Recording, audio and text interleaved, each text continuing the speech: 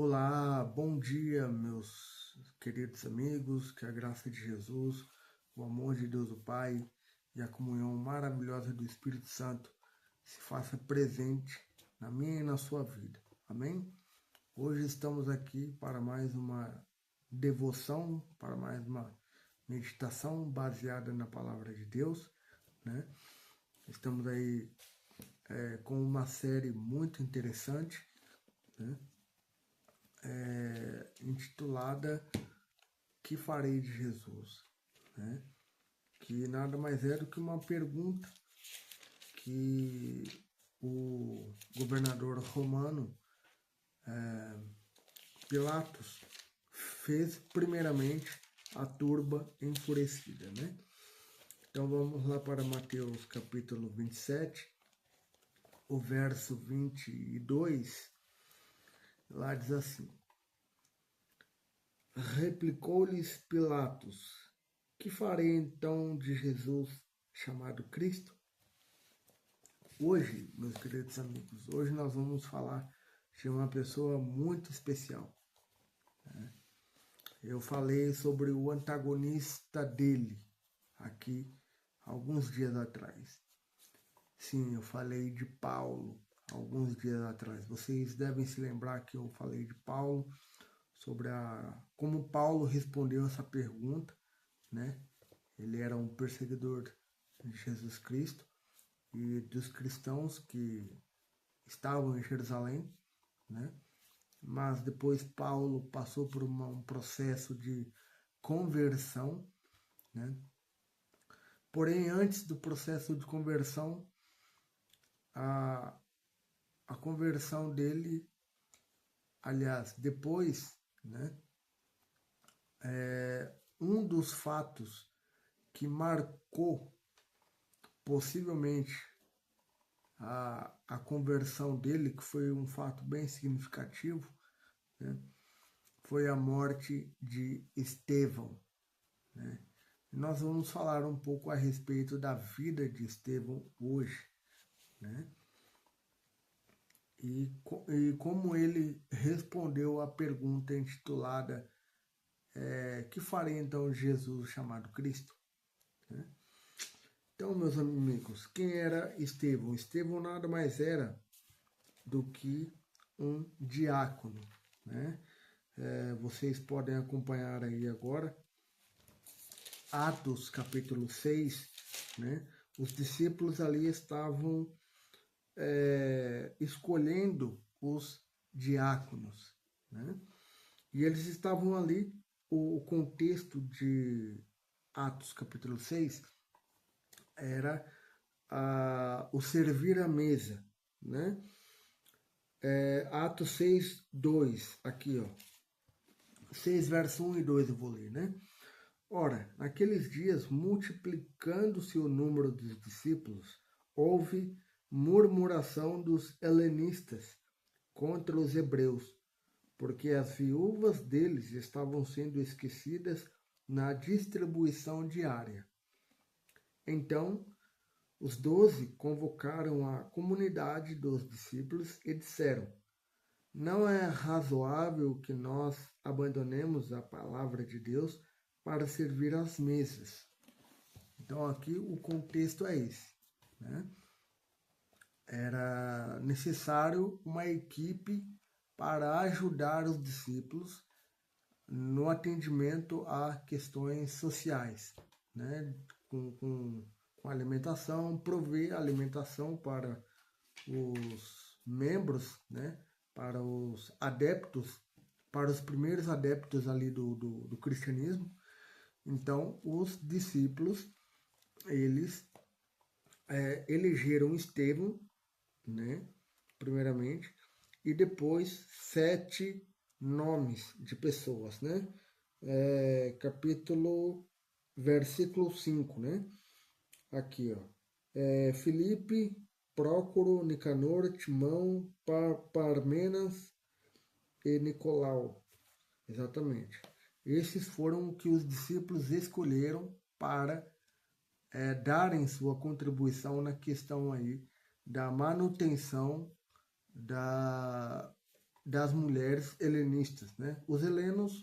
Os judeus helenos eram aqueles que estavam fora de Jerusalém, né? Estes eram considerados judeus helenos, né? E estava esse embate, né, entre os hebreus, né, os de Israel, de Jerusalém propriamente, e os judeus helenos, né?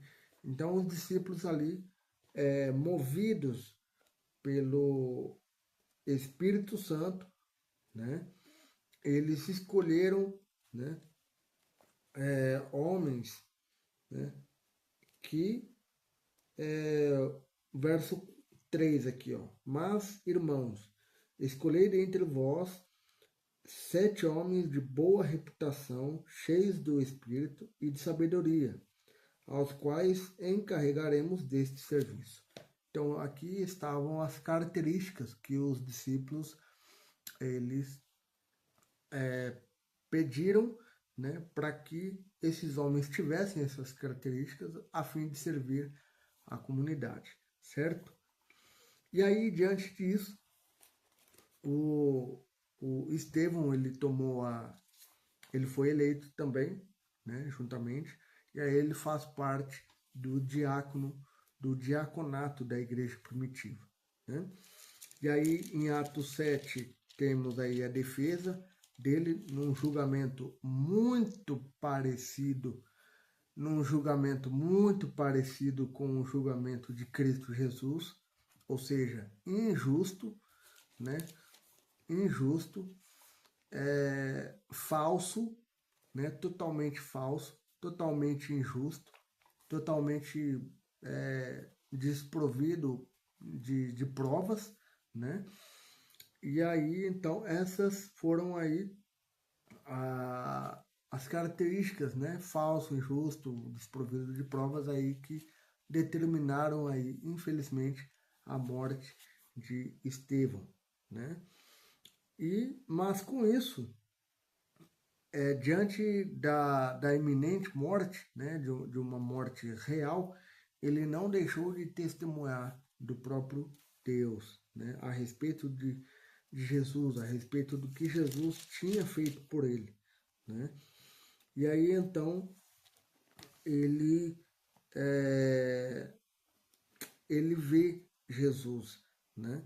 Então aqui, ó, capítulo 7, verso 55, aqui diz assim: mas Estevão, cheio do Espírito Santo, fitou os olhos no céu e viu a glória de Deus, Jesus, que estava à sua direita, né?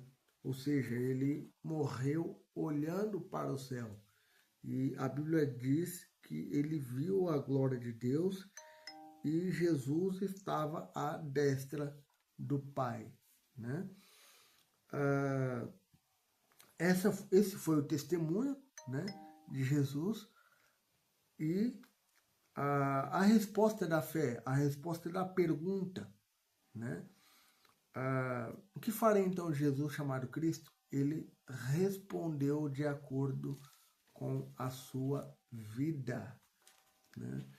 Foi um julgamento injusto, foi um julgamento desprovido de provas, mas independente disso, de ter provas ou não, ele deu a sua vida, né, em favor da causa do cristianismo, em favor de Cristo Jesus, né? E o martírio culminou com essa resposta, né? O que farei então Jesus chamado Cristo, né? Ou seja, serei fiel até o fim, né? Essa foi a resposta com a vida de Estevão, né?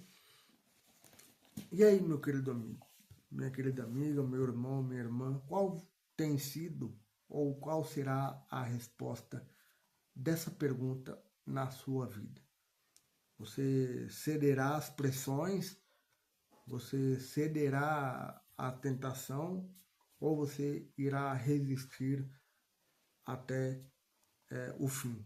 Até que clame, até que venha poder do alto para te libertar deste laço do inimigo. Qual vai ser a sua resposta? Qual tem sido a sua resposta diária, né, a essa pergunta? né?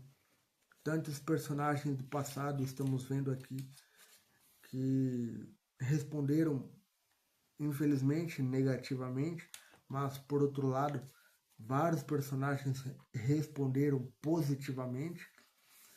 E qual será a sua resposta, né? Você caminhará com Jesus até o fim ou abandonará o barco para seguir seus próprios prazeres, suas próprias paixões e vontades que, infelizmente, não nos levam a lugar algum? Pense nisso, né? Saiba de uma coisa: eu e você temos sede e fome.